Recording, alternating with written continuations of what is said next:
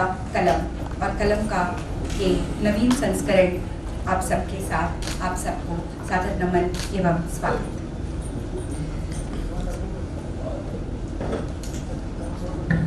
दो 2012 में कोलकाता में एन ऑथर्स आफ्टरनून के साथ प्रभा खेतान फाउंडेशन ने एक शुरुआत की थी भारतीय साहित्य एवं संस्कृति के प्रचार प्रसार के। आज बढ़ते बढ़ते विश्वास कीजिए भारत और विदेश में कुल मिलाकर 500 सत्र सफलतापूर्वक संपन्न हो चुके हैं और जिसका उत्सव हम मना रहे हैं। आज हमारा सौभाग्य कि जाने माने पत्रकार एवं लेखक श्री लक्ष्मी प्रसाद पंत जी हमारे साथ हैं। उत्तराखंड का चमोली जिला एवं पिलंग गांव, जहां पर हिमालय की गोद में आपका जन्म होता है, वहीं पर पले बड़े, शिक्षा दीक्षा वहीं पर हुई और आपने इस बात को आत्मसात कर लिया जो दिनकर ने कहा है, मेरे नगपति मेरे विशाल, साकार दिव्य गौरव विराट, पौरुष के पूंजी भूत ज्वाल, मेरे जननी के हिम किरीट, मेरे भारत के दिव्य भाल, मेरे नगपति मेरे विशाल। इन पंक्तियों के साथ हिमालय की ऊंचाइयों के साथ बढ़ते रहे और कथादेश के उप संपादक के रूप में आपने सफलतापूर्वक कार्य संपादन किया। तत्पश्चात दैनिक भास्कर, अमर उजाला एवं अब दैनिक जागरण, अमर उजाला और अब दैनिक भास्कर। दैनिक जागरण में कार्य करते समय 2004 में आपने एक प्रकार से भविष्यवाणी की थी कि केदारनाथ में कुछ तो अनिष्ट आने वाले समय में होने वाला है और आपकी ये बात सच निकली, क्योंकि जब कभी मनुष्य ने प्रकृति के साथ खिलवाड़ किया है, उसका अनिष्ट करने की कोशिश की है, प्रकृति कहाँ चुप बैठती है, पलट कर वो सारा लौटा ही देती है। और इस बात को आपने जान लिया था, पहचान लिया था कि ये एक दिन होगा जरूर और इसीलिए उस पीड़ा को आप संजोते रहे और वह फटकर तब निकला जब हिमालय धसकने लगा, गिरने लगा और उसका वो जो विराट सौंदर्य है उसको हमने अपनी बेवकूफी से बददलित करना शुरू कर दिया। इसीलिए आप पर्यावरण के प्रति सचेतन हैं, पर्यावरण के साथ जुड़े हैं और जानते हैं कि पर्यावरण यदि ठीक है तो हम सुरक्षित हैं, संरक्षित हैं। अब मैं जोरदार तालियों के साथ आमंत्रित करना चाहूंगी लक्ष्मी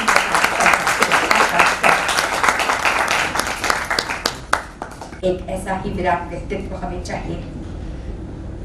आप न जाने कब से लिखती रही हैं, हिंदी माँ की झोली अपने लेखन से भरती रही हैं, हिंदी साहित्य को सुसमृद्ध करती रही हैं। उड़ीसा आपके लिए नई भाषा थी, लेकिन भाषाओं के प्रति आग्रह की वजह से आप उड़िया सीखती हैं और उड़िया के प्राचीन से लेकर आधुनिक साहित्य तक साहित्य का अनुवाद हिंदी में करती हैं और हिंदी के पाठकों तक पहुंचाती हैं। आपके नाम में जिस प्रकार प्रकाश है, उसी प्रकार आपके व्यक्तित्व में भी प्रकाश है जो विकीर्ण होता है रश्मियों की तरह। रश्मि धवन जी, आपका स्वागत है।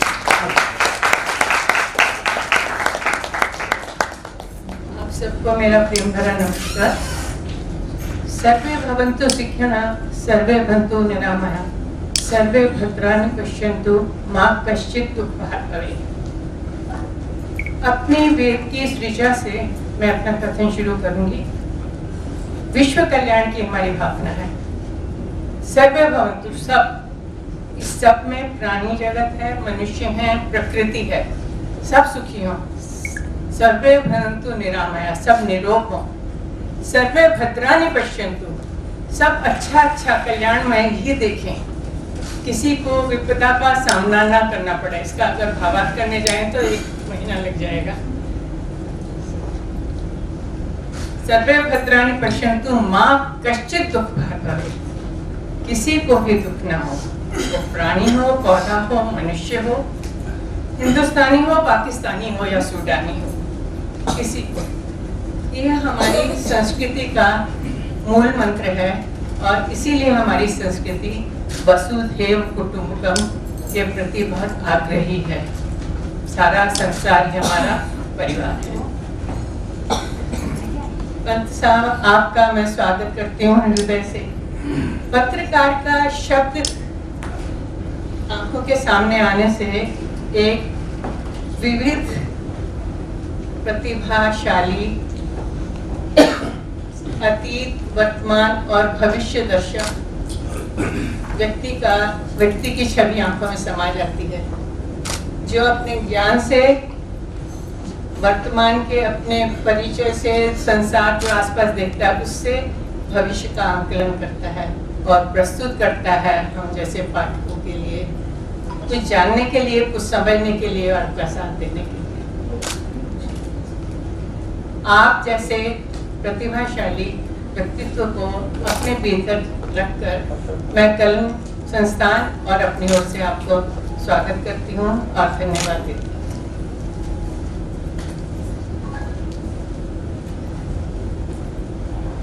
जैसा कि मृदुला जी ने कहा कि प्रकृति हमारे साथ है, हमारी संरक्षक है, उसके बिना हमारा विकास भी संभव नहीं है। हम कुछ नहीं कर सकते प्रकृति के बिना, हम बहुत असहाय हैं और यांत्रिक युग में जितने भी आगे चले जाएंगे प्रकृति को साथ लेके चलना पड़ेगा। उस प्रकृति के प्रति जब हम लापरवाह हो जाते हैं तो प्रकृति भी हमारे को उसकी सजा जरूर देती है।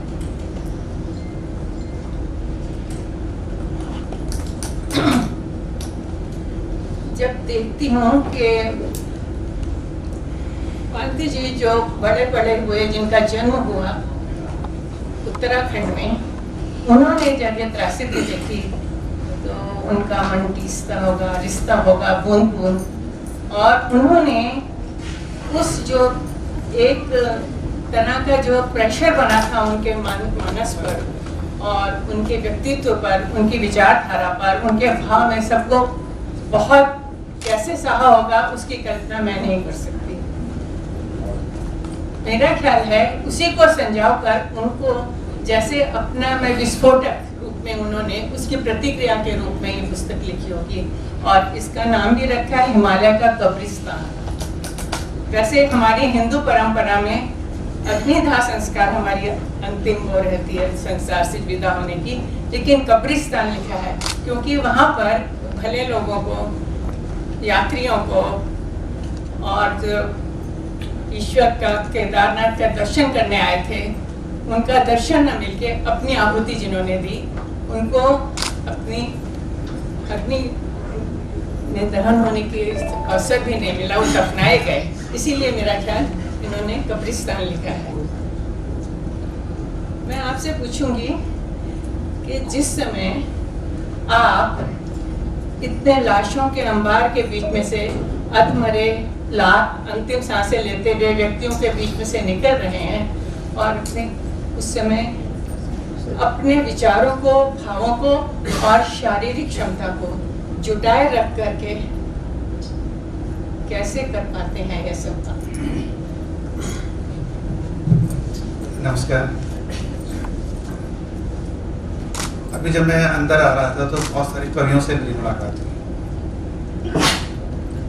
तो क्योंकि मैं पहाड़ी हूँ और नदियाँ, बर्फ, जंगल मेरे सब, तो मुझे तो मेरी जो मिट्टी है उससे सारी खुशबू निकलती है। जैसे मैं आज आप लोगों सबको मैंने देखा, सारी कविताओं से मेरा जो परिचय हुआ तो मुझे लगा कि क्योंकि ये किताब सब दर्द भरी है, इसमें तो मुझे लगता है पॉजिटिविटी के साथ हमको शुरू करना चाहिए। तो आप सबको देखकर मुझे एक एहसास हो रहा है जो मैं आपके साथ बयां करना चाहता हूँ। चिड़िया आई तो जाना, चिड़िया आई तो जाना, मेरे कमरे में आसमान भी है।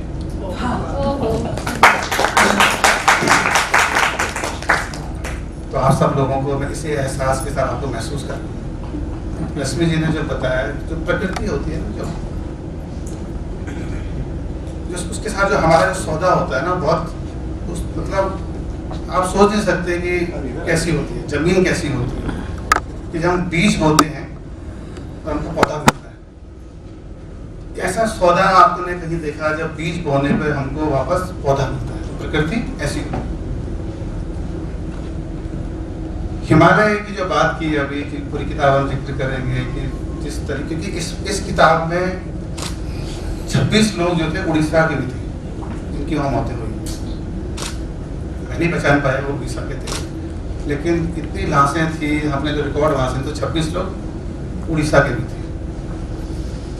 हिमालय जो है वो क्यों हुआ हम डिस्कस करेंगे कि ऐसा क्यों हुआ। हिमालय को थोड़ा समझना चाहिए हमको कि हिमालय आखिर है क्या। हिमालय क्या है कि सिर्फ पहाड़ का नाम नहीं है, हिमालय पूरी जीवन शैली है। हिमालय हमारे समाज की सबसे प्रतिनिधि इकाई है और वो इंसान की तरह बिहेव करता है, रिएक्ट करता है, क्योंकि अभी भी उसकी बनने की प्रक्रिया चल रही है। तो वो इंसानों की तरह रश्मि जी वो इंसानों की तरह रिएक्ट करता है। जैसे हमको तकलीफ होती है ऐसे वो रिएक्ट करता है। केदारनाथ में भी उसने वही किया। 2013 में उसने वही किया जैसे इंसान रिएक्ट करते हैं। तो मैंने कहा कि इसीलिए हिमालय को हम कहते हैं कि प्रश्न भी है और एक उत्तर भी है। हिमालय एक प्रश्न भी है और एक उत्तर भी है। इस पूरी किताब के अंदर जो मैं आप देखूंगा कि इसके अगर हम इतिहास में जाएं, अगर जैसे रश्मि ने कहा कैसे एहसास हुआ होगा जब आपके पास खोने के लिए कुछ नहीं होता तो सब डर कर जाते हैं। तो जब हम किसी रिपोर्टिंग के लिए कहीं जाते हैं तो हमको लगता है कि जैसे मैंने सारी आपदाओं की रिपोर्टिंग की है। जब एक पत्रकार के तौर पर मैंने कम से कम 20 से 22 आपदाओं की गुजरात का भूकंप हो, कश्मीर का, नेपाल का, जितने भी आपदाएं हैं मैंने पिछले 20 साल के जर्नलिज्म में आपदाओं की रिपोर्टिंग की। ऐसी कहानियां मिलती हैं। जैसे हम केदारनाथ में गए, हम जब गए थे 2013 के अंदर, 2004 में मैंने एक रिपोर्ट की थी कि ये होने वाला है जर्नलिस्ट के तौर पर। तो 2 अगस्त को वो खबर, हम जिस अखबार में काम करता दैनिक जागरण में देखा था, यहाँ मतलब भुवनेश्वर में मैंने भी देखा था दैनिक जागरण आता है। 2004 में मैंने 2 अगस्त को रिपोर्ट किया था और वो ऐसा नहीं था कोई किसी मतलब काल्पनिक तथ्यों के आधार पर थी, तो साइंटिफिक रिपोर्ट थी पूरी की पूरी। देहरादून में वाडिया इंस्टीट्यूट है जिसने उसने ये रिपोर्ट की थी कि भाई उसके कुछ वैज्ञानिक वहाँ गए थे केदारनाथ के ठीक पीछे। अगर आप केदारनाथ गए हों तो केदारनाथ के ठीक पीछे चौड़ावाली ग्लेशियर है।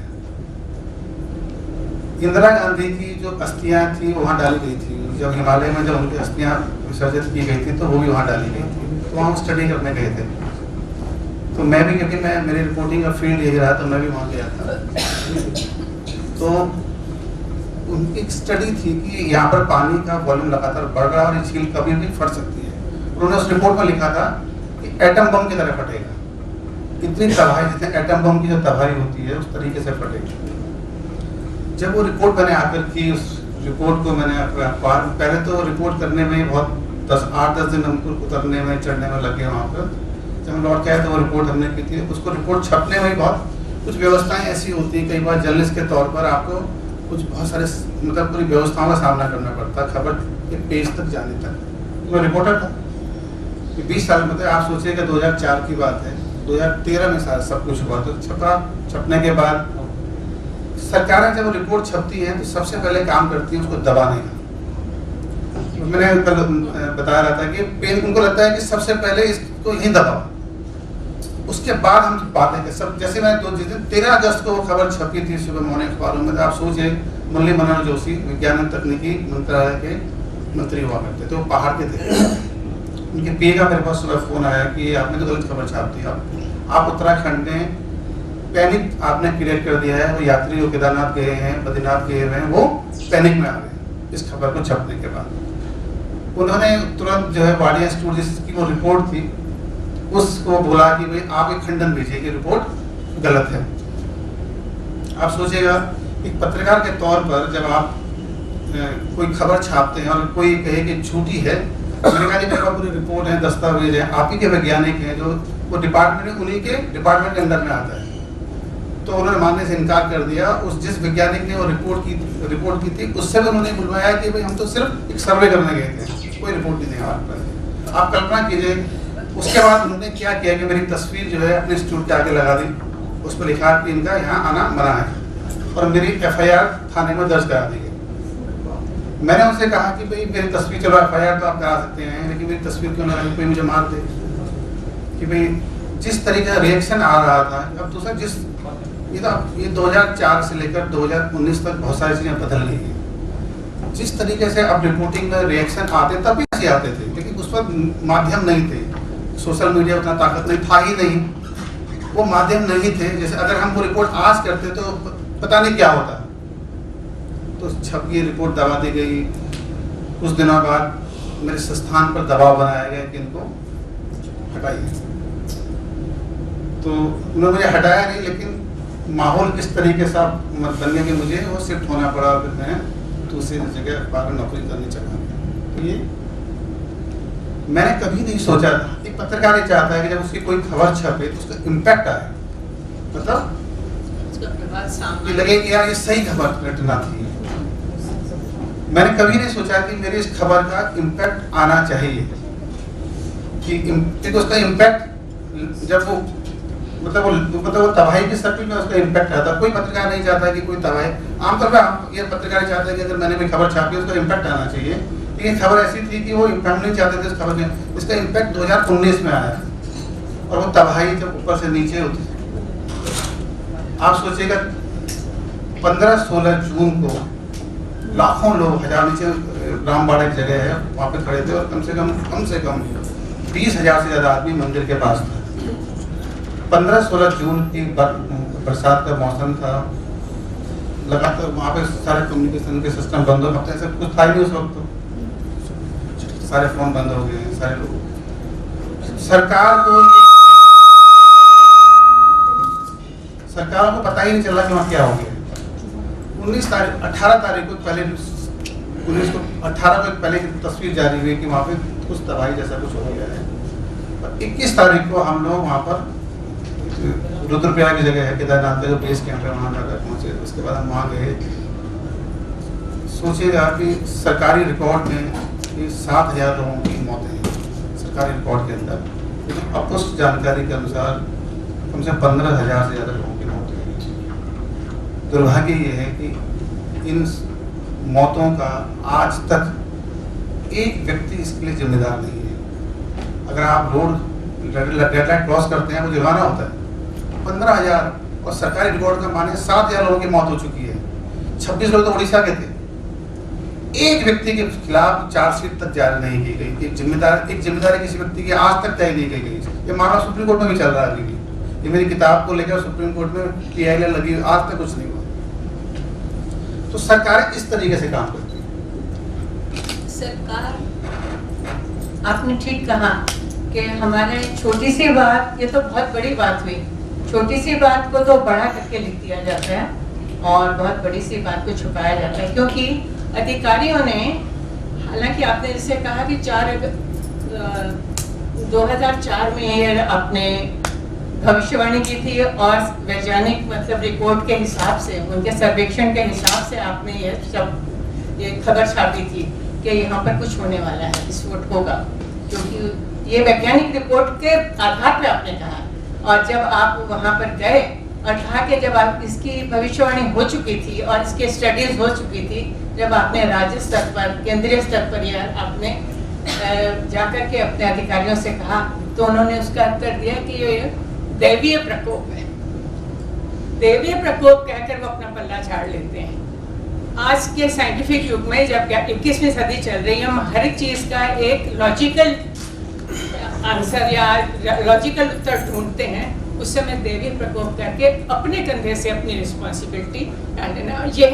ये बात बार बार होती है, क्योंकि हमारा देश बहुत बड़ा भी है, प्रकृति भी ऐसी, देश ही नहीं सारे संसार में ये घटनाएं होती हैं। जापान में सब जगह बहुत बड़े तूफान आते हैं और अर्थक्वेक आते हैं, लेकिन हमारा जो कर्तव्य इतना रह जाता है कि जब भविष्यवाणी हुई है, स्टडी हुई है, उसके बाद उसके प्रिकॉशन के उसको कैसे संभाला जाए, या बाढ़ आ गई है तो बाढ़ पीड़ितों को क्या क्या सुविधा दी जाए और उनको कैसे उनके सम्मान की रक्षा की जाए और अधिकाधिक उनकी सहायता की जाए। वह भी नहीं करते, वही दुखद, बहुत दुखद है ये। जिसके घर का जाता है ये दुख केवल वही अनुभव करता है। जैसे रश्मि जी कहते हैं देवे, हिमालय के साथ प्रॉब्लम ही यही है, या तो हम उसको खूबसूरती के नजरिए से देखते हैं या उसको हमें देव तुल्य से आस्था है हमारी उसके। तो जो हिमालय के साथ जो मुख्य दिक्कत है वो यहीं से शुरू होती है, या तो खूबसूरती है या देव तुल्य आस्था है। आप देखिएगा कि जब मैं रिपोर्टिंग करने के लिए केदारनाथ गया था, इतनी लाशें मेरे जीवन में कभी नहीं दिखी आज तक। आप सोचिए कि घड़ी चल रही थी, सांसें रुक गई थी, 422 बच्चे थे, 422 बच्चे। अब देखिएगा, आप सोचिएगा कि 8 साल, 4 साल, 5 साल, जिस मंदिर में बचने के लिए, जिस गर्भगृह में मंदिर का गर्भगृह होता है बहुत पवित्र माना जाता है, जिस गर्भगृह में गए थे वहाँ लाशें हैं। आपने देखा होगा कि शिव की वहाँ पर लाशें दबी, मतलब शिव दिख नहीं रहा था, मतलब इसलिए मैं थोड़ा धार्मिक मामला है, लेकिन मैं बताना चाहता हूँ कि उस दिन कैसा था। इस पूरा मंदिर भरा हुआ था लाश, डेड बॉडी, लाशें। आप सोचिएगा कि एक त्रिशूल है, आप जब केदारनाथ गए थे, इतना पानी का भाव इतना ज्यादा था कि ऊपर तक चले गए थे लोग, इतना हाइट तक चल गया था वो। जैसा होता है ना एटम बम जैसे गिरता है ना, वैसे ही हालत था। तो एक दिक्कत ये है कि कहते हैं ना कि शिव शमशान में ही रहते हैं, शिव शमशान में ही बसते हैं, ऐसा ही ना करते। प्रॉब्लम बस यही है कि हम उसको अब 6 साल 8 फिर जिस जगह पर रहने के लिए आपके पास 2000 लोगों की जगह नहीं है और 10,000 लोग, 20,000 लोग जाएंगे तो क्या होगा। वहाँ पर जो रास्ते थे वहाँ पर होटल बना दिए गए, पानी का जो बहाव था उसको रोक दिया गया। तो अतिक्रमण तो प्रकृति किस तरीके से साफ करती है, जो हमारा अतिक्रमण हमने तो हटाया नहीं, सरकारों ने तो हटाया नहीं, प्रकृति ने उस अतिक्रमण की सफाई खुद की। तो ये होना, मतलब मैंने कहा रिएक्ट करते हैं, हिमालय इसी तरीके से रिएक्ट करते हैं। नदियाँ भी उसके हिसाब से, सिंधु लीजिए, गंगा लीजिए, यमुना, आजकल क्या हाल है, वो भी उनके जो प्राकृतिक बहाव को डाइवर्ट किया गया है, उनको शोषण किया गया है, उसी का इनाम मिल रहा है उनको सबको। अब दिक्कत ये क्या है कि ये प्रॉब्लम है ना, ये प्रॉब्लम हम सब में है, हम सब भी उसके जिम्मेदार हैं। दिक्कत ये है कि हम ना सांस्कृतिक थकान के दौर से गुजर रहे हैं। हमको नदी, जंगल, पहाड़ कुछ नहीं चाहिए भी, लेकिन हमको जंगल में नहीं, जंगल हमको जंगल में नहीं चाहिए, नदियाँ हमको नदियों में नहीं चाहिए, हमको मछलियाँ नदी तालाब में पसंद नहीं है, हमको मछलियाँ और वो वहाँ पर शीशे के मर्तबान में टकरा के दम तोड़ती है। दिक्कत यहाँ से शुरू होती है। हमको जंगल में पेड़ नहीं चाहिए, हमने बोनसाई बना दिया, बोना कर दिया है जंगल, हम एक बोनसाई बना के अपने घर ले आए जंगल को। आप सोचिए कि हमने एक बोना जंगल अपने आसपास के, हमारा एक पर्सनल बगीचा है, हमने एक पूरा बोना जंगल हमने अपने आसपास खड़ा कर दिया है। आप सोचिएगा कि कितनी बुरी हालत है, किस तरीके की स्थितियाँ कितनी खराब है कि हमको मतलब कुछ हमको ये पता नहीं चलता कि भाई जो धूप के जलने की जो मतलब जो आनंद मिलता था हमको, अब डराने लगा है। धूप का तो जलने का हमको एहसास होता था, धूप के जलने का, हवाओं का हमको जो एहसास होता था, वो जब मेरे गाँव में 18 साल से बर्फ नहीं गिरी, मेरे गांव में 18 सालों से बर्फ नहीं गिरी है। आप सोच सकते हो उस गांव का, जिस बर्फ का अपना पर्यावरण होता है। ये भी कह रहे हैं 1 सेंटीमीटर 1 सेल्सियस हर बार बढ़ रहा है। तो अब हमको ये लगता है कि भाई ये सब ठीक है, सब हो जाएगा, लेकिन ये कितनी खतरनाक स्थिति है कि हम समझने को तैयार नहीं है। हम सब जिम्मेदार हैं उसके लिए। ऐसा नहीं है कि सरकारें हैं उतनी जिम्मेदार हैं, लेकिन हम भी कहीं ना कहीं हम भी सब जिम्मेदार हैं। मौसमों की हत्या कर दी है हमने, सारे मौसम हमने हत्या कर दिए, हमको किसी मौसम का एहसास ही नहीं होता साथ में। तो इस प्रकृति को हमने प्रखनली में बांध दिया है, पर हमने उसको अब देखिए जरा कि हमको ये लगता है कि हिमालय जो है कि कोई मसालेदार चीज़ है, कोई व्यंजन है जिसको मसाले की तरह खाया जाए। कि जब गर्मी आती है हमको हिमालय की याद कब आती है, जब गर्म हवाएं हमको तड़फाने लगती है तो हमको हिमालय की याद आती है। हमको मैदानों की याद कब आती है कि जब हमको ठंड हमको जो है परेशान करने लगती है। तो ये जो दिक्कतें हैं, ये मतलब मेन ऑब्जेक्टिव यहाँ, मतलब ये एपिक सेंटर है ये सोसाइटी के, ये सबसे बड़ी प्रॉब्लम है। तो ये हिमालय की दिक्कत यहाँ से शुरू होती है, जो इसके जिम्मेदार हम सब हैं। जैसे कहूँगी हमारे 5 तत्वों से बना हमारा शरीर, वायु जल अग्नि और आकाश पृथ्वी, इसमें एक भी तत्व में जरा गड़बड़ा जाता है तो हमारा लाइफ पूरी हमारी स्टेट पे होती है। उसी तरह प्रकृति में, पर्यावरण में पशु पक्षी, वृक्ष, पौधे, लता, पुल, नदी, नाले, इन पर जब मनुष्य का अनधिकार छेड़ाछाड़ी करते हैं, उससे वो अपना प्रकोप ऐसी दैवीय विपदाओं के रूप में वो रिएक्ट करती है। पूरी जो हमारी प्रकृति है उसका, उसमें हम ही मरते हैं। हमें मतलब मेरा भाई बहन, मतलब मनुष्य जाति, कोई किसी ना किसी को वो कर्ज चुकाना पड़ता है, और जिसके सीधा चुकाता है वो जीवन भर के लिए समाप्त हो जाता है, भावनात्मक, शारीरिक रूप से, मन से, सब। इसका एक वजह है, कश्मीर का जब बाढ़ आई या नेपाल में भूकंप आया, उसके 2 तरह के रीजन हुए। वहां पर भी पहले आगाही की गई थी, भविष्यवाणी की गई थी, लेकिन सरकार तैयार नहीं थी। और भूटान में तो यहाँ, नेपाल में तो यहाँ तक हुआ कि काठमांडू क्योंकि राजधानी है, वहां पर सब तरह की, सब देशों ने सहायता भेजी, हेलीकॉप्टर्स आए, खाना पीना कपड़ा सब। लेकिन काठमांडू से 50-60 मील के दायरे में जितने गांव थे, वहां पर 6-6, 8-8 दिन तक सहायता पहुंची ही नहीं। वे लोग भूकंप से जो मरे, किंतु बाकी लोग भूख से मरे, बीमारी से मरे, हाथ टूट जाने से मरे। तो ये सरकार हमारी नहीं, सब सरकारें ऐसी कर रही हैं। लेकिन मैं ये कहूँगी, ये एशिया में जो हमारे देश के आसपास के पड़ोसी उनके यहाँ ये ज़्यादा होता है। बाहर जो है, पश्चिम में जो विकसित देश का जिन्हें कहा जाएगा, वहाँ पर अगर वार्निंग होती है तो उसके लिए वार्निंग हो रही है, वो होगा दैवी प्रकोप होगा, लेकिन उसके लिए वो मददगार होंगे, उसकी प्रोविजन किया जाएगा और उनको सुरक्षित स्थान पर किया जाएगा। जैसे नेपाल का आप सोच हैरान हो जाएंगे कि नेपाल में जब भूकंप आया, केदारनाथ त्रासदी के बाद कश्मीर में पानी आया, भूकंप आया था, नेपाल में उसके बाद भूकंप आया था, पूरा प्रोसेस चला एकदम से। तो जब नेपाल में भूकंप आया था तो उस वक्त एवरेस्ट पर 22 लोग थे, अलग अलग देशों के 22 लोग एवरेस्ट के बेस कैंप पर थे। उनका पूरा इलाका मतलब भूकंप से दबा पड़ा था। पूरी सरकार उन 22 लोगों को बचाने में लगी हुई ताकि उन विदेशियों को बचाया जा सके। कोई यूएस का था, कोई अमेरिका, पूरी सरकार, सारा उनकी पूरी व्यवस्थाएं, उनकी सबसे पहले उन्होंने वहाँ से उन लोगों को निकाला और उसके बाद अपने लोगों के लिए। तो आप देखिए कि ऐसा नहीं उन लोगों को वहाँ मरता हुआ छोड़ देना चाहिए था, कि पूरी मशीनरी इस सिस्टम में लगी रही कि सबसे पहले उन पर्वतारोहियों को वहाँ से निकाला चाहिए। मैं आपको एक बता रहा हूँ कि कैसी स्थिति थी। आप तो फिल्मकार हैं, इतनी सारी कहानियाँ हैं आपदा की। मैं जब काठमांडू से रिपोर्टिंग जब नीचे मतलब उतर रहा था, मंदिर से नीचे उतर रहा था, तो एक घर था, उसके अंदर एक माँ जो थी अपने बच्चे को ढूंढ रही थी, दबा हुआ था उसका। आप सोचेगा कि उसके, मैंने उससे पूछा तो मतलब कैसी स्थिति रही होगी, वो मतलब पागल सी थी एकदम से। तो कोई उसका पड़ोसी था, मुझे बता रहा था वो बार में कि भाई उसकी 6 साल की बेटी है जो अंदर दबी हुई है। उस माँ का हाल देखिएगा, आप सोच ही सकते हो, तब तक राहत नहीं पहुंची। आप सोचिए काठमांडू की हालत बता रहा हूँ, जो राजधानी है नेपाल की, उसकी हालत ये थी।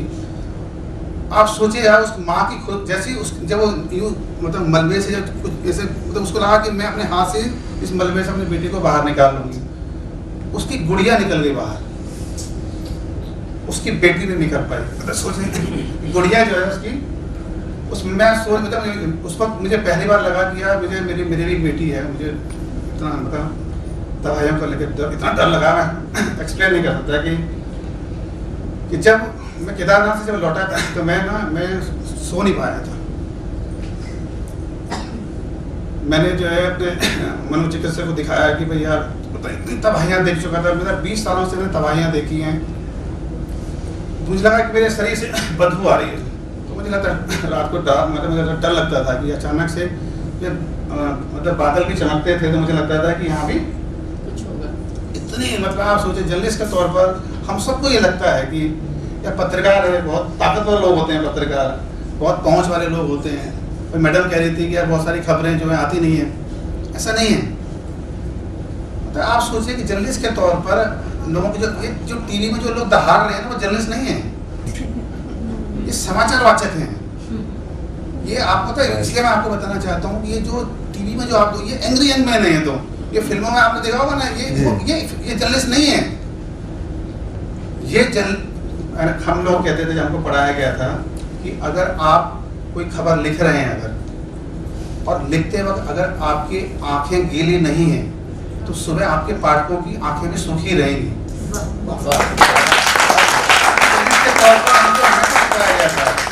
इसलिए मैंने कहा कि हम कभी टीवी जर्नलिस्ट हमने कभी नहीं माना टीवी जर्नलिस्ट को। हमको धार ये नहीं है जर्नलिस्ट, ये तो मनोरंजन, मतलब आप अनिंद्रा के शिकार हैं, अगर आप तनाव के शिकार हैं, थकान के शिकार हैं, तो टीवी देखिए। ये जर्नलिस्ट नहीं है। मतलब मैं इसलिए कह रहा हूँ कि ये पत्रकार, मैं आपको बता रहा हूँ, मैं हम ऐसे मेरे नहीं, जब लोग सुरक्षित स्थानों से लौट रहे होते हैं, पत्रकार वहाँ जा रहा होता है रिपोर्ट करने के लिए। जब लोग अपने अपने घरों में सुरक्षित लौट रहे होते हैं, जर्नलिस्ट उस इलाकों में मौत के मुंह में जा रहा होता है रिपोर्ट करने के लिए, सच्चाई बताने के लिए। ये जर्नलिस्ट के तौर पर होता है। हम नेगेटिविटी में जीते हैं। आप सोचिएगा, जर्नलिस्ट के तौर पर जब मैं अपने न्यूज़ रूम में शाम को घुसता हूँ, तो मौत मेरे लिए नंबर की तरह होती है। 5 मर गए, 2 मर गए, अच्छा अंदर के पेज पर लगा लीजिए, 10 मर गए फ्रंट पेज पर लगा लीजिए। इतने इम्यून हो जाते हैं हम लोग, इतने अमानवीय हो जाते हैं हम लोग।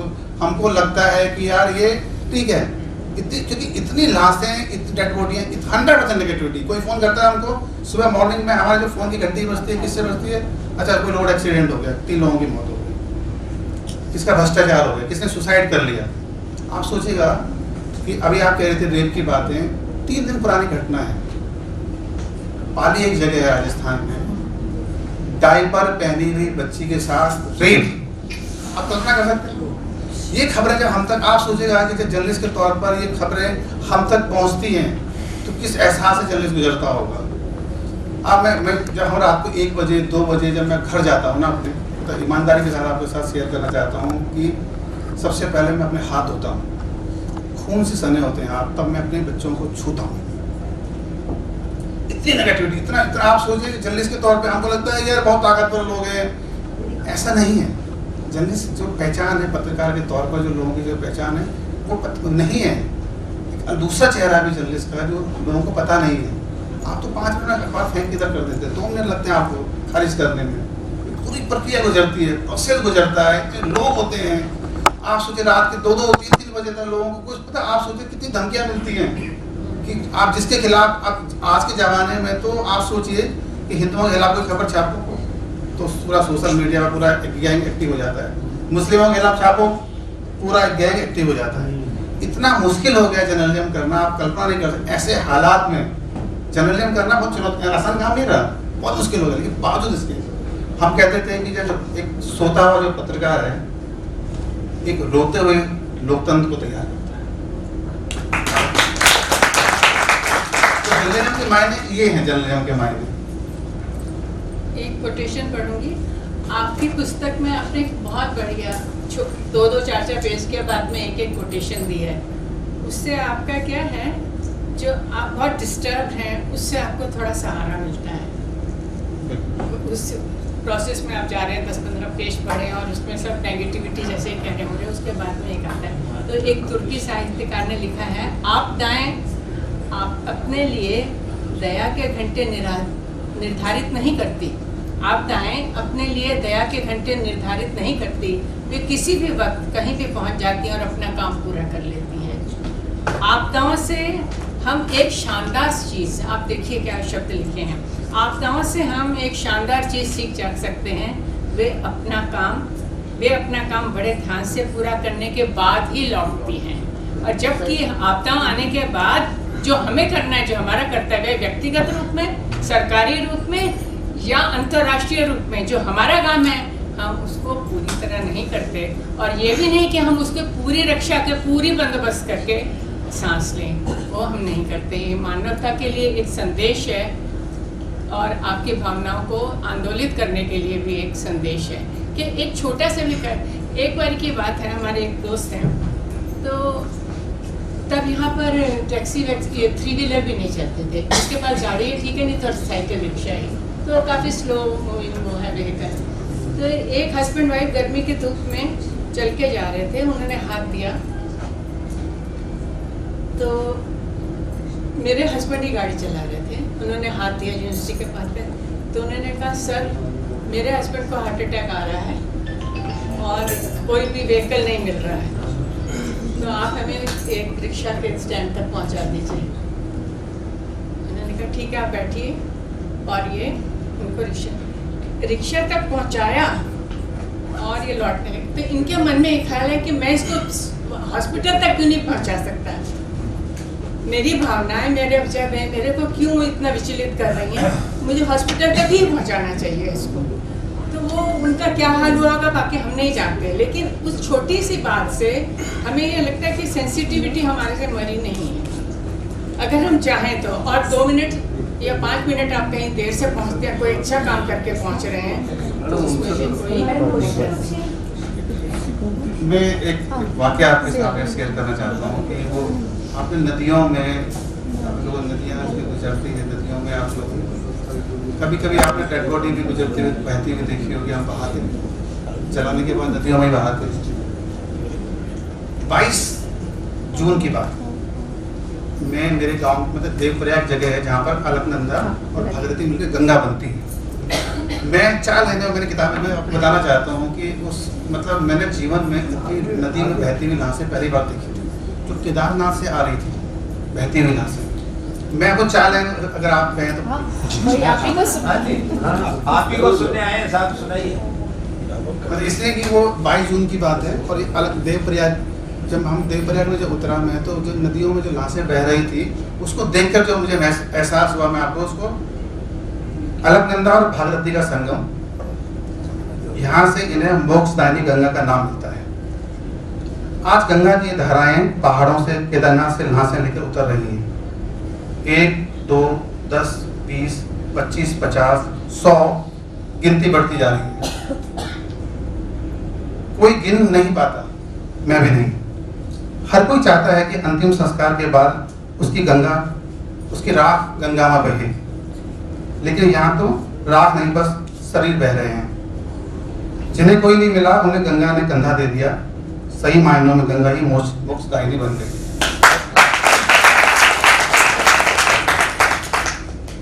अब सोचिएगा कि जब आपको लिखना होता है, जब मैंने पहली रिपोर्ट वहाँ से भेजी थी तो मैं, मेरा फोटोग्राफर जो था, हम दोनों दहाड़े मार कर रो रहे थे, इतनी लाशें थी।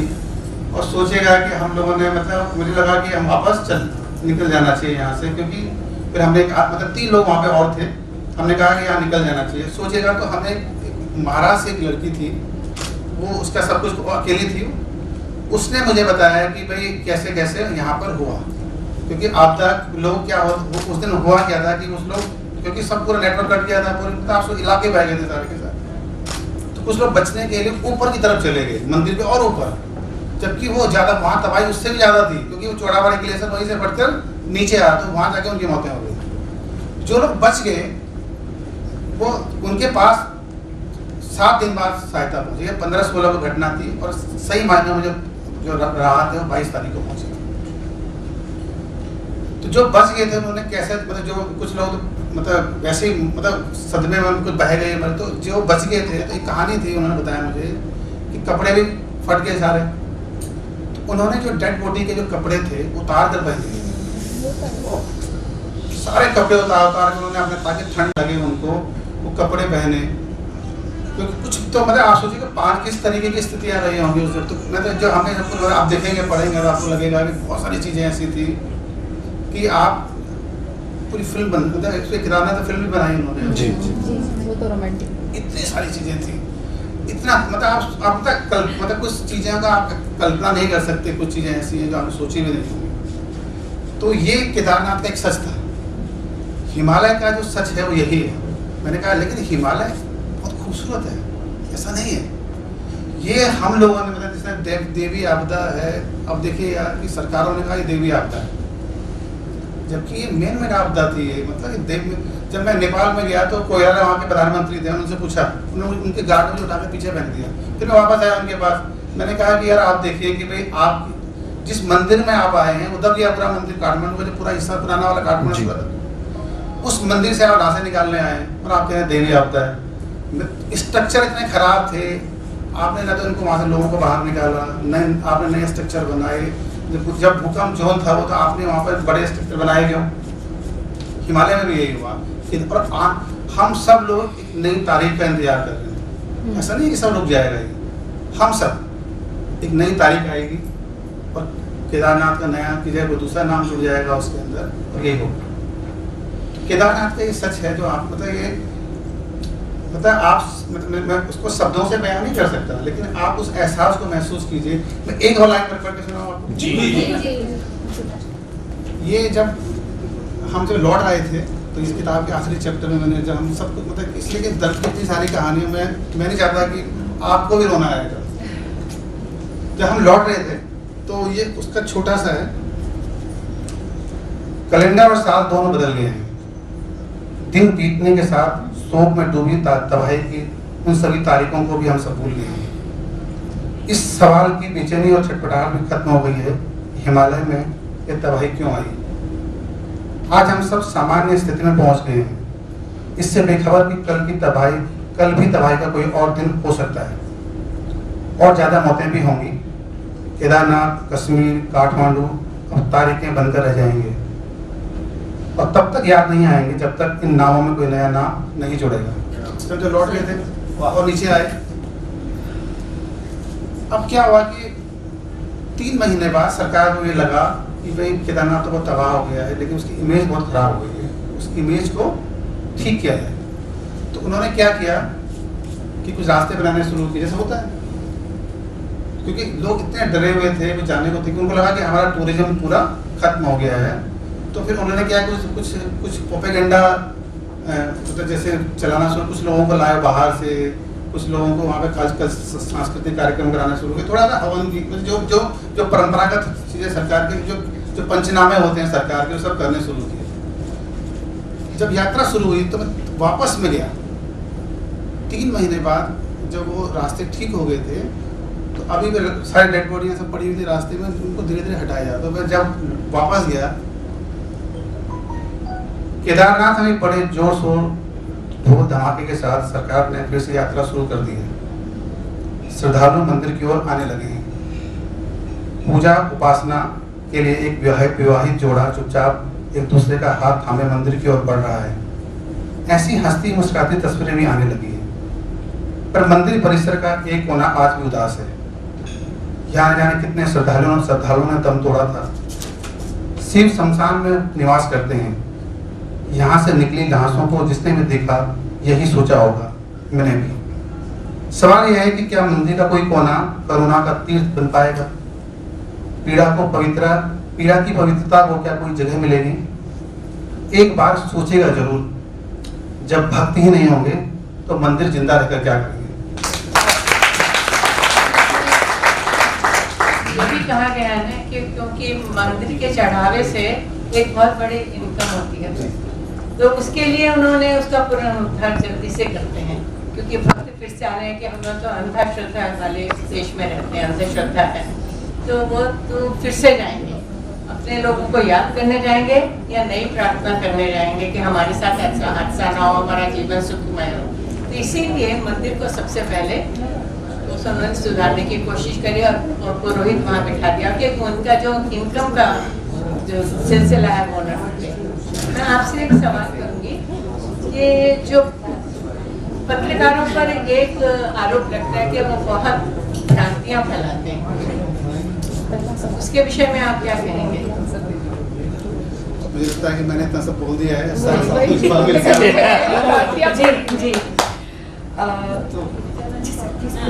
तो मुझे लगता है कि इन सारे सवालों के जवाब मैं मिल गए होंगे मुझे लगता है, लेकिन मैं टीवी पत्रकारिता की बात नहीं करूँगा। दूसरा कि मैं जो होता है ना, मैं आपको समय होता है, समय वो बहुत जख्म देता है। इसीलिए जो घड़ी होती है ना उसमें फूल नहीं होते, कांटे होते हैं।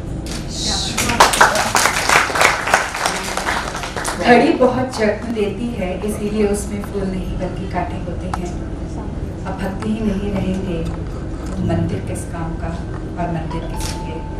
अब यहाँ समझ में आ जाता है कि भगवान ने इंसान को बनाया है या इंसान ने भगवान को।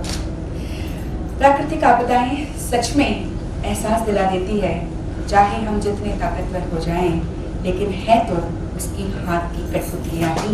इसीलिए अपनी सीमा में रहें, मर्यादा में रहें, तो तस्मात जागृत, ये हमारे लिए बेहतर होगा। कोई प्रश्न? नम्रता चोपड़ा जी। आपने बहुत कुछ हिमालय पे लिखा, नेपाल पे लिखा, उड़ीसा भी बहुत खूबसूरत जगह है। इतनी खूबसूरत है कि आप उसके जंगल, पहाड़ों और खदानों में जाएं तो आपको पता चलेगा कितनी खूबसूरत है। आज से 2 साल पहले नगाड़ा में एक इशू हुआ था। मेरा ये आपसे प्रश्न भी है और एक इल्ज़ाम की तरह भी है, आप पे पर्सनली नहीं, पत्रकारों पे, कि जब किसी ऐसे भाग में कुछ आपदा होती है तो उसको नेशनल टीवी पे हो या अखबारों में हो बहुत बढ़ा चढ़ा के और बहुत ही अच्छी तरह से दिखाया जाता है, लोग जानते हैं उसके बारे में। उड़ीसा में माइनिंग, मतलब पूरे विश्व की सबसे ज़्यादा खदानें, सबसे अमीर जिसको बोलते हैं कि संपदा है, प्राकृतिक संपदा है। और वो चाहे गंधवर्धन पहाड़ हो, चाहे वो दैतारी के हों, चाहे वो सोना पानी हो, वहाँ से इतना खदानों में से जो संपदा निकलती है, लेकिन उसकी अगर पेरीफेरी जगह पे हम तो घूमते हैं, जैसे आप पत्रकारिता के लिए घूमते हैं, महिलाओं और शिशु के लिए जाते हैं, वहाँ के बच्चे भूखे मरे। नगाड़ा, यहाँ पे सभी बैठे हैं, सबको पता होगा, भूखे मरे और खाने के लिए नहीं है, इलाज के लिए नहीं है। एक दिन में 18 से 20 बच्चों की एक साथ मौत होती है। और इतनी बड़ी बड़ी कंपनियां, सरकारी बेसरकारी, वहां पे काम करती हैं, सबकी सुविधाएं वहां पे हैं, लेकिन वो वहां से सिर्फ 8 से 10 किलोमीटर दूर गांवों तक उन बच्चों के पास पीने का पानी तक की उस गांव में कोई व्यवस्था नहीं थी। तो ये चीजें नेशनल लेवल तक नहीं पहुंची जितना कि हम जानते हैं। हम लोग यहाँ पे बहुत शोर मचाए, नेशनल से 2-3 टीम आई चाइल्ड कमीशन की, और वो लोग घूम के चले गए, सरकार ने अपनी रिपोर्ट दी, यहाँ सब ठीक हो गया है, टाटा वालों ने एक प्राथमिक चिकित्सा केंद्र खोल दिया है। तो पत्रकार लोग इन पे क्यों नहीं लिखे, ये एक मेरा है, मतलब आप पे इल्जाम नहीं पत्रकारिता में वो। और दूसरा है जो आप हिमालय के बारे में बोल रहे हैं, हिमालय में ट्रैकिंग होती है हर साल, कुछ एक्सपर्ट ट्रैकर्स जाते हैं, तो वो लोग जब जाते हैं तो अपने साथ वहीं के जो है शेरपा को लेके जाते हैं। आजकल फैशन हो गया है, लाखों की में फीस रजिस्ट्रेशन करके वो लोग अपने ट्रैकर्स, हेल्पर्स सब ला के, वो लोग भी कितने रूल्स और रेगुलेशन हिमालय के तोड़ के, चाहे वो नेपाल की तरफ से जाए, कि भारत की सीमा की तरफ से जाए, वो जा रहे हैं, उसको भी कहीं ना कहीं बंद नहीं किया जाता है। अभी इसी साल मेरी अपनी सहेली कल्पना दास, उड़ीसा की लड़की, और वो पहली महिला है जिसने हिमालय के परचम पे जाके तिरंगा लहराया था संबलपुरी साड़ी पहन के। उसको जितना महत्व, जितना मान और ये मिलना चाहिए था, ना तो उड़ीसा में मिला और ना ही नेशनल लेवल पे मिला। मैं समझती हूँ कि सभी जो मेरे साथ यहाँ पे हैं वो दोनों मेरी इस बात से सहमत हो गए। तो कहाँ कमी रह जा रही है? उड़ीसा के प्रति उदासीनता है या पत्रकारिता उड़ीसा को कुछ समझते ही नहीं कि हाँ ये इसके न्यूज हम कितनी देर तक दिखाएंगे? नहीं, मेरा एक प्रश्न है, मन में आता है जी। दिल्ली के आसपास ही घूमता है, क्योंकि इसलिए यूपी में आपने देखा हो ज्यादा खबरें होती है कि दिल्ली के आसपास, तो दिल्ली बॉर्डर पे यूपी है। ये सच है कि मीडिया की मतलब एक उसका एक मतलब उसका एक मतलब एक उसकी सीमाएं भी हैं, लेकिन ऐसा नहीं है कि सब कुछ ऐसा ही है। जो लोकल मीडिया, जो स्थानीय मीडिया है, जो उड़ीसा का जो अपना मीडिया होगा, ये उसकी भी जिम्मेदारी है। नेशनल मीडिया में खबरें जो 80% जो खबरें चलती हैं ना, वो क्षेत्रीय मतलब वो लोकल मीडिया से आती है, या तो यहाँ के लोकल मीडिया में कहीं दिक्कत है, ये नेशनल मीडिया में तो प्रॉब्लम है। इसमें तो मैं आपसे बिल्कुल सहमत हूँ। और जिस मायनिंग की आपने बात की है, जितना मतलब बेरुखी मतलब उड़ीसा के साथ है, उतनी ही बेरुखी हिमालय के साथ भी है। लेकिन हिमालय के लिए तो आप जैसे लिखने वाले हैं, तो उड़ीसा के लिए लिखने वाले आप उन पे भी कुछ लिखिए। तो मैं तो इसमें यही पिछली बार में यहाँ पे चुनाव के दौरान एक रिपोर्टिंग के लिए आया था, अगली बार में माइनिंग की रिपोर्टिंग पे आऊंगा। मैं इसीलिए चाह रही थी कि आप आए और आप मैं आपसे मिलूंगा भी, क्योंकि मुझे जैसा आपने मुझे अभी चाय भी बताया था कि मुझे लगा कि मैं चुनाव की रिपोर्टिंग के लिए गलत आया था जी। तो मैं आऊँगा, 100% आऊँगा। पार्थसारथी जी। और हिमालय जो ट्रैकिंग के लिए दूसरा जो एवरेस्ट की जो आपने एवरेस्ट मालूम बाजार में बदल गया है। हाँ, वही उसका जो बचा एवरेस्ट पे चढ़ना गंधमार्दन पर्वत पे चढ़ने जैसा ही हो गया है। सच है। इस बार तो वहाँ आपको पे मालूम- ट्रैफिक जैम हुआ था, इसीलिए आप कहते हैं सोच नहीं सकते वहाँ पर आप ट्रैफिक जैम। कितने पैसा दे देकर 40 लाख वही रुपया। बोल रहे कि उसको उसके ऊपर रोक क्यों नहीं लगा उसको उठा के वो तो मैंने कहा ना बाजार में बदल गया। चीजें क्या होता है कि जिस दिन प्रकृति मतलब जो अपने मतलब जो वो मैंने बताया जैसे केदारनाथ में हुआ या जहाँ ऐसा ही वहाँ भी होने वाला है और पहुँच चुका है, कई बार हो चुका है। आपको मालूम होगा जो शेरपा होते अगर आप थोड़ा बहुत भी फिट हैं और आप थोड़ा बहुत ट्रैकिंग जानती हैं और आपके पास 1 करोड़ या 1.5 करोड़ रुपए हैं तो आप एवरेस्ट पे जा सकती हैं। मालूम कैसे जाते हैं? हमने इस पर स्टोरी की थी। उठाकर हाँ, उनको शेरपा उठाकर उनको अगर आपके पास स्वस्थ हैं आपके पास हार्ट मतलब आपको हाइट की बीमारियां नहीं है जो हाइट पे चलने से होती हैं तो आप एवरेस्ट पे जा सकती हैं। पैसा तो बाजार में आप सोचे जरा कि जब एवरेस्ट पे चढ़ते हैं ना हम लोग तो सबसे पहले पूजा होती है। नीचे पहाड़ को पूजा जाता है। दुर्भाग्य देखिए पहले तो पहाड़ को पूजते हैं और फिर उस पर चढ़ाई करते हैं। ये सच है, ये बाजार का यही सच है। तो ये एवरेस्ट की जो आपने बात की वो सच है। और ये ऐसा नहीं है कि लगातार हो रहा है, ये सालों से हो रहा है। ये इसकी संख्या इतनी ज्यादा बढ़ती जा रही है। अभी फिलहाल में 2-3 साल से बहुत ज्यादा बढ़ी है। ग्लैमर आ गया ना, हाँ। बाजार वहाँ भी चला गया। तो ये समझा एवरेस्ट पे चला गया मतलब गंधमार्दन पर्वत पे चढ़ने जैसा हो गया एवरेस्ट पे। नहीं, कल्पना दास वहीं उनकी डेथ हुई थी, वहीं वो भी कुछ महीने पहले वहाँ पे डेथ हुई, लेकिन नेशनल न्यूज में या किसी में उतना नहीं आया कि जितना कि एक अकेली लड़की और 50 साल की महिला पर्वतारोहण। क्योंकि वो एक्चुअली दिक्कत ये है कि ये मेन स्ट्रीम मीडिया के ये सब्जेक्ट ही नहीं है। उनको तो अभी चल रहा है, उनका तो मतलब हिंदू मुस्लिम तो चल ही रहा है, वो उसका मतलब उसके सब्जेक्ट ही नहीं है ये मतलब। तो ये प्रॉब्लम है, ये है। लेकिन ये क्या है कि ये जैसे मतलब प्रकृति अपना बदलते हैं, जर्नलिज्म भी मैंने आता है आपको, ये पूरा प्रोसेस है, ये वापस आएगा। ये भी घूम कर पूरा आपको सोचेगा कि अभी जो जर्नलिज्म हो रहा है वो जर्नलिज्म नहीं है, मनोरंजन हो रहा है। लेकिन मैं सालों से ये देख रहा हूँ कि ऐसा जो जो जो पत्रकारिता का जो किला है ना, उसको ढहाने के लिए सालों से चल रहा है, तूफान चल रहे हैं। सरकारों के तूफान चलते हैं, बाजार के तूफान चलते हैं उस किले को गिराने के लिए।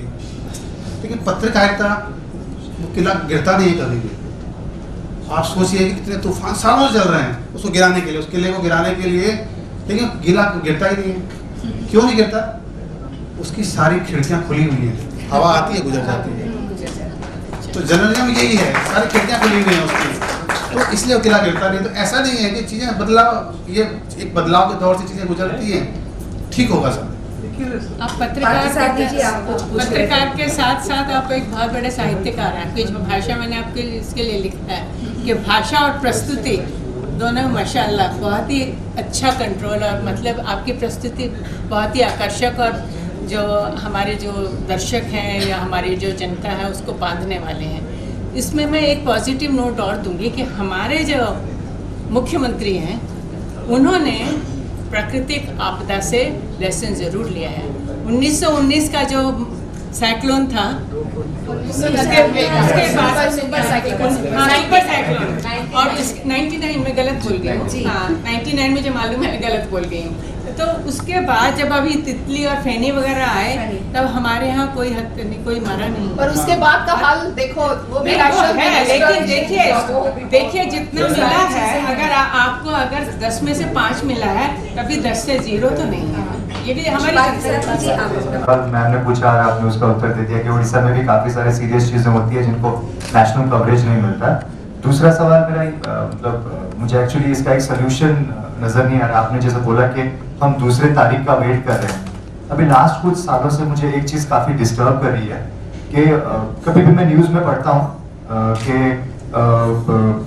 एक मुसलमान ने हिंदू बच्ची का रेप कर दिया, या वाइस वर्सा होता है, हिंदू ने मुसलमान बच्ची का रेप कर दिया कुछ हिंदुओं ने मिलके, या फिर मुसलमान ने हिंदू को मारा या हिंदुओं ने मुसलमान को मारा।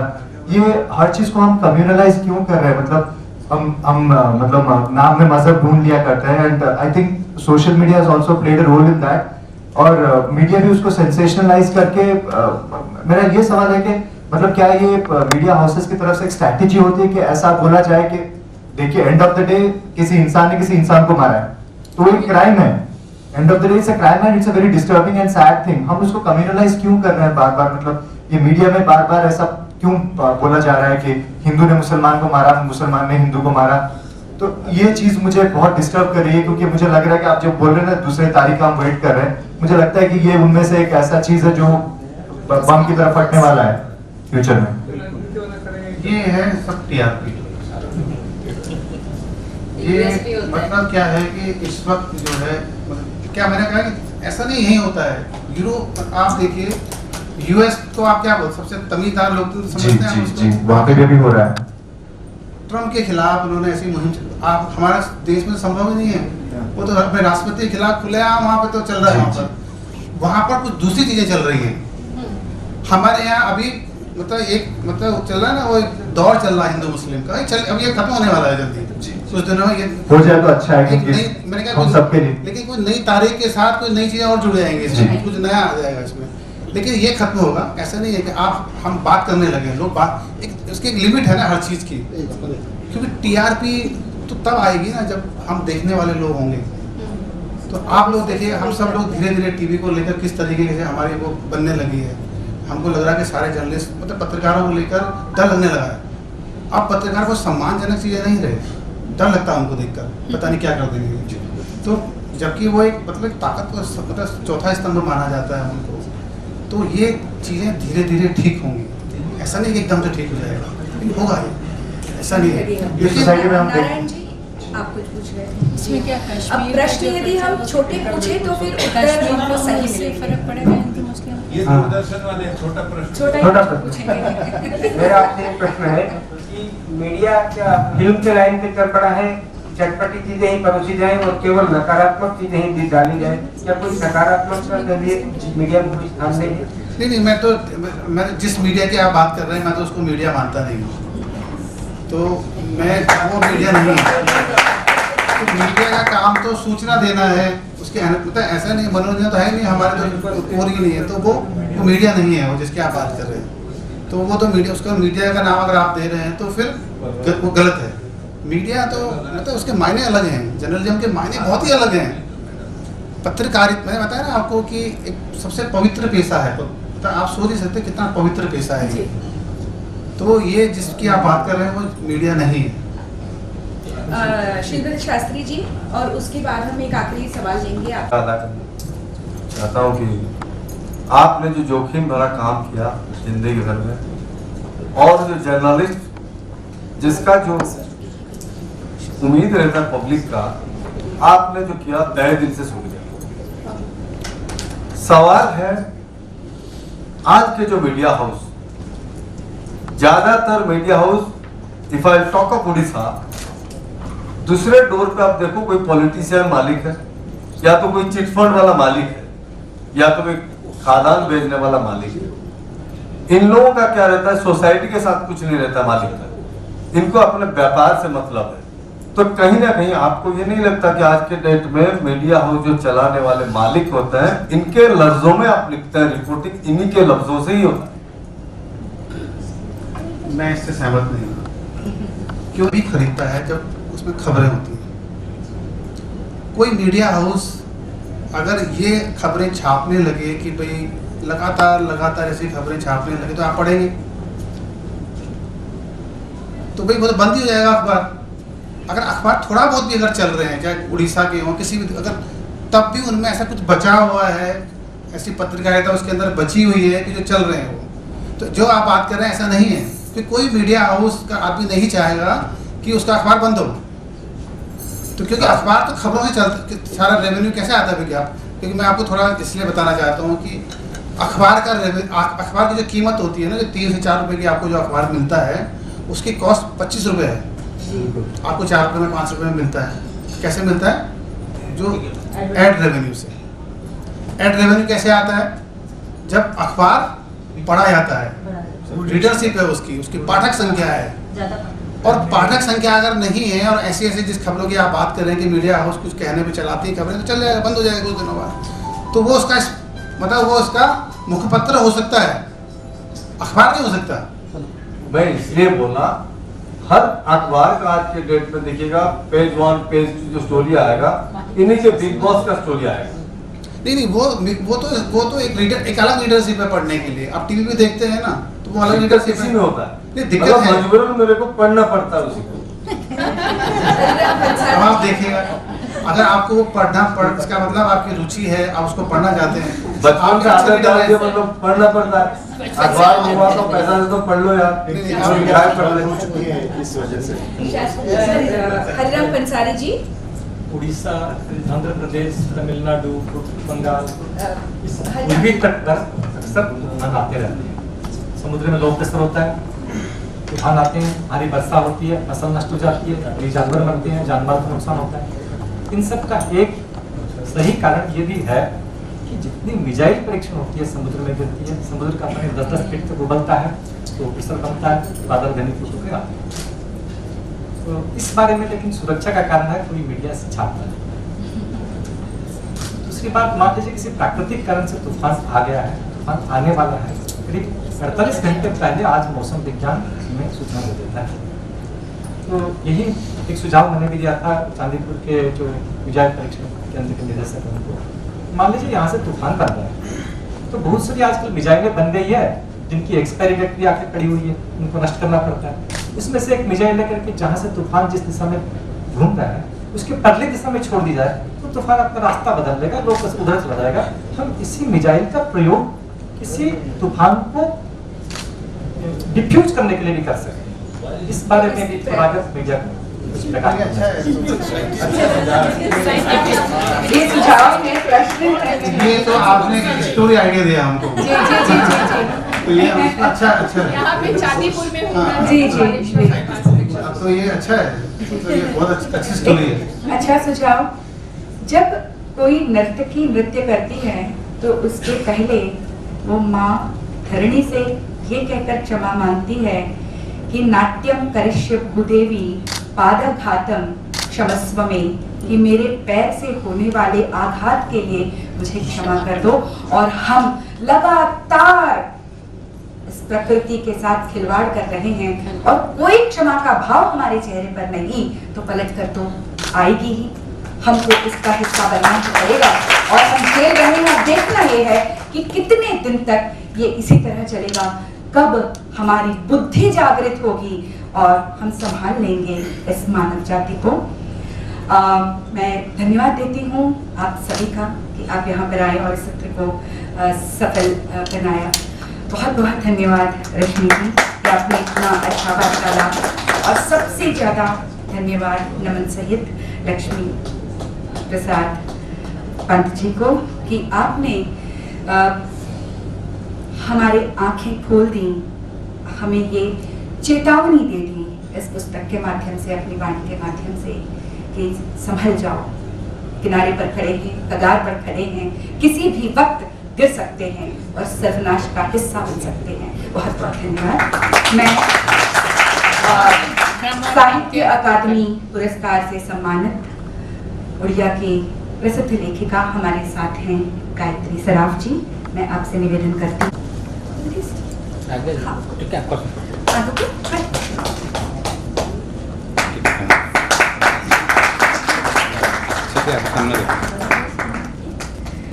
अब मैं वशिष्ठ समाज से